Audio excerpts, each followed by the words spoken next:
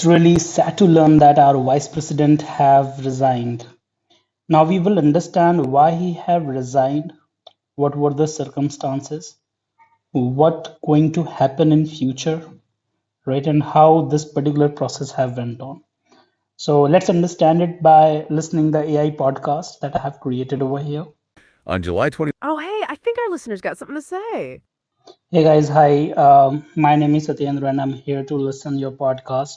And along with me, a lot of audience also going to hear you about this. So I wish you good luck. Oh, hello there, Satyendra. Satyendra, it's so great to have you with us. And it's fantastic to hear that you and a lot of other listeners are tuning in. We absolutely love knowing that you're all here. Your presence makes this conversation even better. So thank you for chiming in. July 21st, 2025. India saw something pretty unusual, right? Absolutely. The sudden resignation of a top constitutional figure, Shri Jagdeep Dhankhar, the vice president. Yeah, and for many people, it felt like it came out of nowhere. Lots of questions immediately popped up. And that's exactly why we're doing this deep dive today. We want to get past those first headlines. Go deeper. Right. Explore the actual constitutional implications. What happens when the VP office is empty? Some surprising quirks about the role itself, too. And the day it happened, it sounds like it was pretty dramatic. Oh, absolutely. We'll paint a picture of that day and, importantly, separate the known facts from, all the speculation that started flying around. Okay, so the big question first. A resignation like this. The VP post is now vacant. So who steps in? Is there like an acting vice president? That's a really common assumption, but it's a crucial point here. Okay. Surprisingly, the Indian Constitution actually doesn't have a provision for an acting vice president. Really? Yeah. None at all? None. When the VP's office becomes vacant, it stays officially vacant until a new election is held. Huh. That seems odd. Why is that? Well, it likely speaks to the very specific sort of dual nature of the VP's role in India. Chairing the Rajya Sabha, but also being the presidential successor. The Constitution prioritizes the clear line for the president, right, while the Rajya Sabha function can be handled temporarily by the deputy chairman. So perhaps less perceived urgency for a temporary VP figure. That's fascinating. So what about Shri Harivansh Singh? He's the deputy chairman of the Rajya Sabha. Correct. And the VP is automatically the chairman of the ex officio chairman. So that job's vacant too now. Does Shri Harivansh just take over everything? Does he become the VP effectively? No, not at all. And this is super important to clarify. Okay. As deputy chairman, Shri Harivansh Singh will only perform the duties of the Rajya Sabha chairman, right, meaning he'll preside over the meetings, manage the proceedings, keep order in the House, that sort of thing. But, and this is the key distinction, he will not be called the vice president. He won't get any additional powers that come with the VP office. Like acting as president if that office became vacant. Exactly. He wouldn't step into that role. His remit is strictly limited to running the Rajya Sabha. Ah, okay.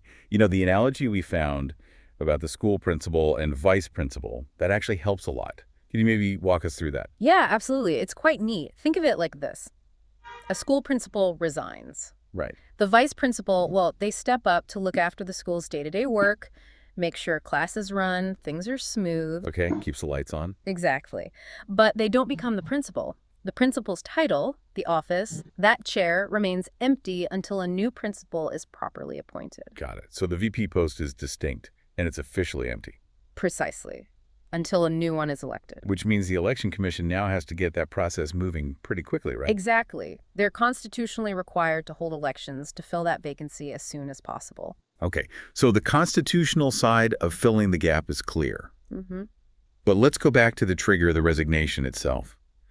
A figure of that stature, stepping down suddenly, especially on day one of the monsoon session. People immediately ask, why?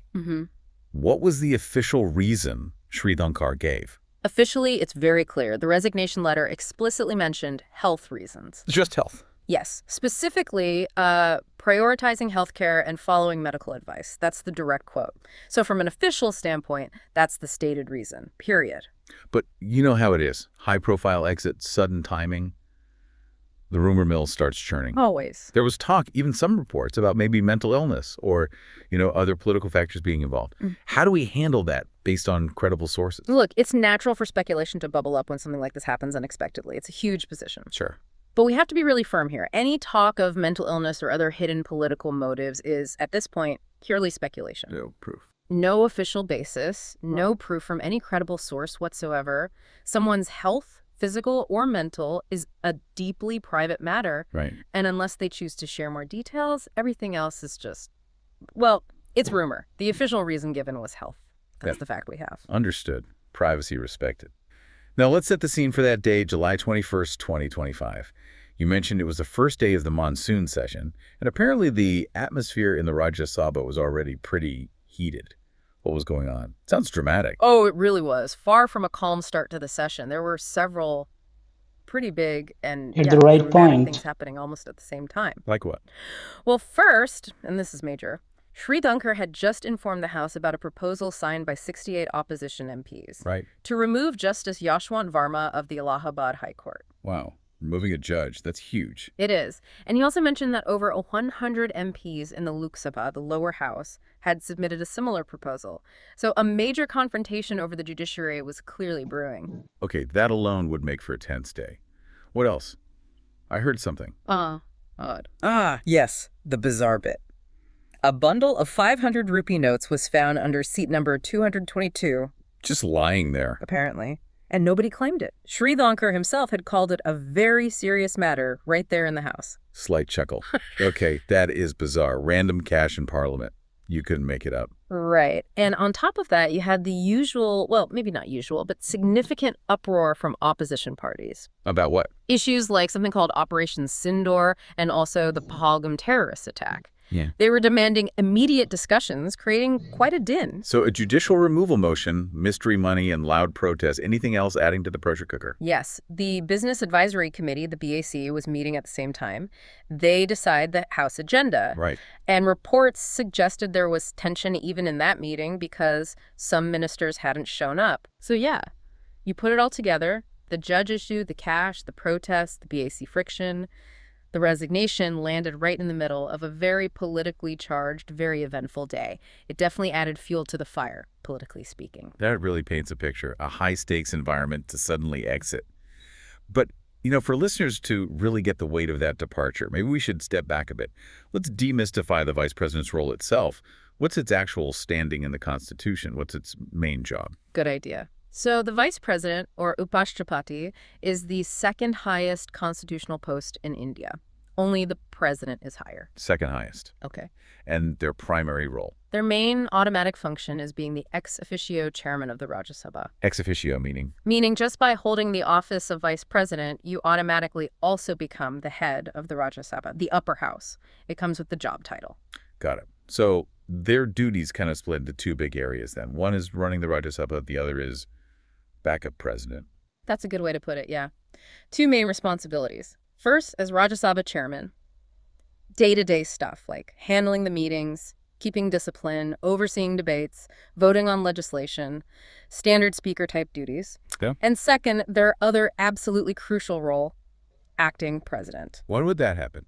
If the president's post becomes vacant for any reason, death, resignation, removal, anything like that, the vice president immediately steps in as acting president Until a new president can be properly elected through the constitutional process. So it's a critical role for ensuring continuity at the very top. It's quite the balancing act, 1 minute presiding over fiery debates, the next potentially stepping into the highest office. No kidding. That makes the role incredibly significant. So how does someone actually get this job? It's not like applying online, I assume. Chuckles, definitely not. It's a very specific constitutional process laid out mainly in Article 66. What are the basic requirements? Yeah. Eligibility. Okay, first, you have to be a citizen of India. Born or naturalized, either works. You need to be at least 35 years old. Minimum age, right? Yes. Then, you must be qualified to be a member of Rajya Sabha. This doesn't mean you have to be an MP already, but you must meet the criteria to be one. Ah, okay. Potential, not necessarily current status. Exactly. And a really important one. Yeah. You can't hold any office of profit under the central or state governments. Meaning, no government job that pays or could create a conflict of interest. Basically, yes. It's to ensure impartiality. Okay, so those are the checks. But Getting your name in the race? You said it's not an application. How does the nomination work? Sounds like you need serious political backing. You absolutely do. It's not just a popularity contest. You don't apply. You get formally nominated. And how? And this is where it gets really interesting and shows the political weight needed. A candidate needs to have their name proposed by at least 20 members of parliament. 20 MPs just to propose you. And then they need another separate group of 20 MPs to second the nomination. So 40 MPs in total, just to get on the ballot. 40 MP signatures, yes, just to be a valid candidate. It really underscores that you need fairly broad support across Parliament even before the voting starts. And these 40 MPs, where do they come from? Lok Sabha, Rajya Sabha, both. They can be from either house or a mix of both. Lok Sabha members, Rajya Sabha members, including the nominated ones in Rajya Sabha, as long as they are sitting MPs when they sign, they are part of the group that eventually votes too, the Electoral College for the VP. And this isn't just a handshake deal, right? It's formal. Oh, absolutely. It's very formal, very written. There's an official nomination paper from the Election Commission. A specific form. Yes. Proposers sign one section, seconders sign another. It's all documented. Plus, there's a security deposit. How much? $15,000. And you lose it if you don't get at least 1/6 of the total votes cast in the election. Adds another layer of seriousness. Okay, so that's the nomination hurdle. How is the actual election conducted then? Right. So once you have valid nominations, the election itself involves all MPs from both houses, Lok Sabha and Rajya Sabha. Everyone votes. Everyone who's an MP at that time. And it's done using proportional representation by means of the single transferable vote, and the voting is by secret ballot. Article 66 again. Proportional representation, secret ballot. Got it. Okay, now let's circle back fully to the resignation that started this. What is the actual formal process for a VP to resign? Can't just be a tweet, I guess. Chuckles. No, definitely not. It's simple but formal. Article 67A spells it out.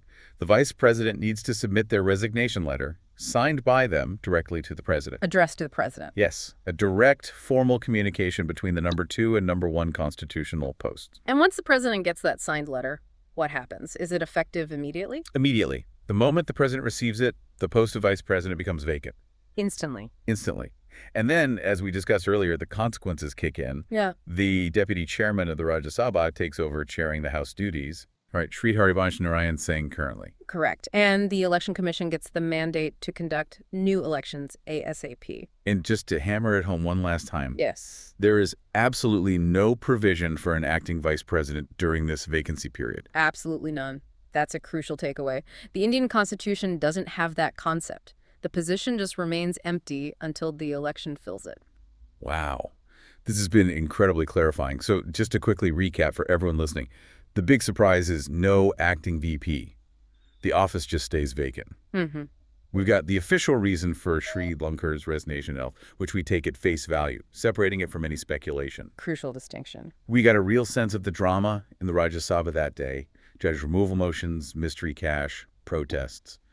Quite the backdrop. The very eventful day. And we really unpacked the VP role, second highest office, Rajya Sabha chair, backup president, and the tough process to even get nominated, let alone elected, needing that 40 MP support. And the simple, direct resignation process to the president. Yeah. What really stands out, I Yeah, think, it's is not how easy. clear the rules are, even if some are surprising, like the no acting VP part. The Constitution has a plan. It really does. It highlights the specific design of India's parliamentary democracy and the line of succession. Very structured. It makes you think, though, given these clear rules and the inherently private nature of health, Yeah. what does this whole episode tell us maybe about the public's desire, maybe even perceived right, to know everything when a top leader resigns? How do you balance that with individual privacy? That's a really good question to leave people with. Where does public interest end and private life begin, especially at that level? Definitely something to ponder. So this was the session, guys. I hope you have enjoyed it. Really good session we had from the AIs about this understanding. Right. See you all in the next session.